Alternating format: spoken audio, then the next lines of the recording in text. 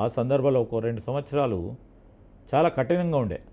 ఇమ్మీడియట్గా ఫాదర్ చనిపోవడం దగ్గర మళ్ళీ కంటిన్యూస్గా కఠినంగా ఉండే. ఆ ప్రాంతం ఆ విధంగా ఉండే, ఆ ప్రాంతంలో భయాందోళన ఆ విధంగా ఉండే. మీకు అమ్మ మా కుటుంబం భయం కూడా ఉంటుండే ఆ విధంగా. ఈ థ్రెట్ మీకు కూడా ఉంటుండేనా? ఎస్, ఆ ప్రాంతమే ఆ విధంగా ఉంటుండే అప్పుడు. సో ఆ ప్రాంతంలో మాకు వచ్చేది కూడా ఫోన్ కాల్స్ వస్తూ ఉండే, ఎట్లా వస్తారు ఎట్లా పోతారని. సరే ఒకటేసారి బతుకుతాం, ఒకటేసారి చనిపోవడం జరుగుతుంది. Simple philosophy. ఆయన అడుగున్న మా నాయకుడు రాజశేఖర రెడ్డి గారు ఆ మాట చెప్పారు. ఏమని? భయపడకుండా మనము ప్రజాసేవ చేయాలా, ఒకటేసారి చస్తాము, ప్రతిరోజు వచ్చే బదులు ఏ విధమైన భయాందోళన లేకుండా పోవాలని ఒక జనరల్గా మాట్లాడటం. That's great inner meaning. మీ మీద కూడా బాగా ఇంపాక్ట్ పడింది. డెఫినెట్లీ. లేకుండా భయంతో రోజు పోవాలన్నా వద్దా, ఈ ఊరికి పోవాలన్నా, ఆ ఊరికి పోద్దా, ఈ ఊరికి పోద్దా.